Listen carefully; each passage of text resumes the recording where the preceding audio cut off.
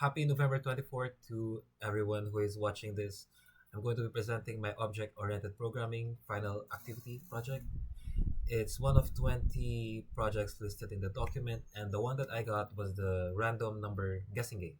So, this program revolves around the random number generator, wherein you have to input guesses, and the game gives you hints, whether it's higher or lower, and you have to adjust your guesses based on those hints.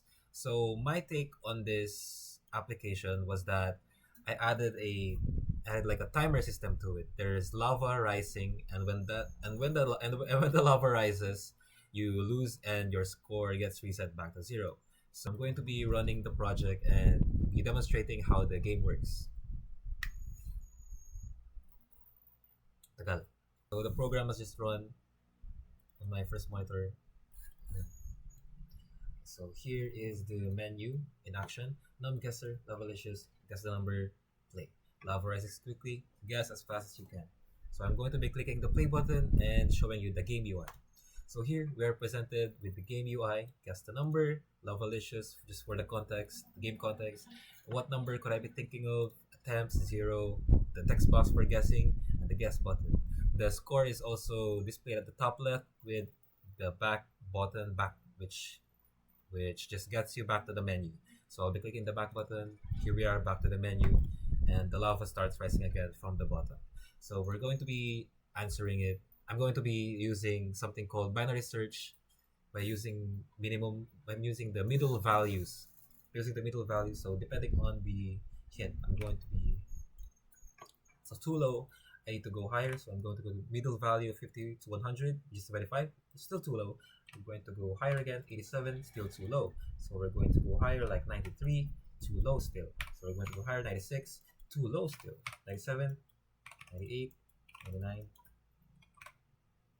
I lost. So it was actually 100. What are the chances? 1 to 100. So what number could I be thinking of? We're going to play the game again using binary search. So 50. Too low. So we're going to go higher again with 75. Oh, I guessed it. The lava receipts for now. I got a score of I got a score of 1, and okay. I'm going to try again for just for the sake of it. So what number could I be thinking of? 50, too high. So we're going to go lower. 25, too high still. So we're going to go lower. Too low. So we have a range of 12 to 15, 12 to 25 now. So we're going to go to the middle value like 18. Oh, I guessed it again. I'm just too good at this game. So that's basically it for the demonstration. So when we go for extra functionalities, when you click the back button, then you play again, your score is reset, and your attempts are reset as well. So error handling. So we're going to try putting object-oriented programming here. What is that language? I only understand numbers from 1 to 100. So what if I put a number outside 1 to 100? So I'm going to try to put 0 and guess with it. What is this number? It seems out of scope. Okay, so that's the error handling for the scope. I'm going to try 101. What is this number? It seems out of scope. So here's the game over message. Game over. The lava stops for a few seconds, then it starts again. Your score also gets reset to 0.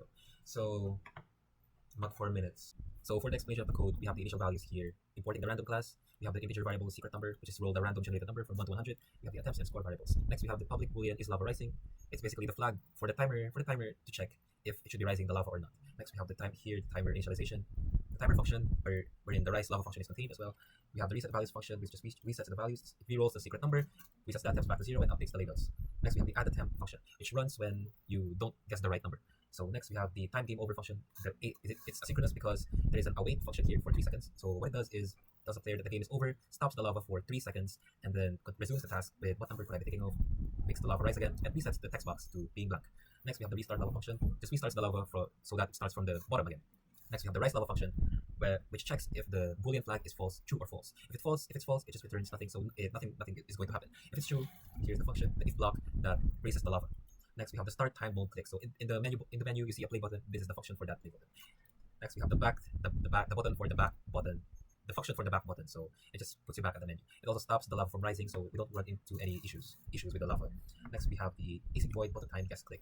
So here is basically the functionality for the guess button. Here we have tries to parse the input if it's an integer. If it's not an integer, the label is displayed at what is that language? I only understand numbers from 1 to 100. So going into the if block, we have a guard clause here with guess. If guess is less than 100 or guess is more than 100, which is outside the scope of the game, it displays what is this number, it seems out of scope. Else if guess is less than sacred number, it's too low. If it's too high, it displays too high as attempt. Else is the winning condition. It displays you guessed it, the lava recedes for now.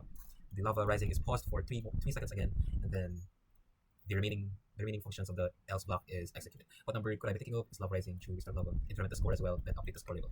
So that's basically it for the presentation of my number guessing game. And thank you so much for watching, and have a good November 24th. Thank you.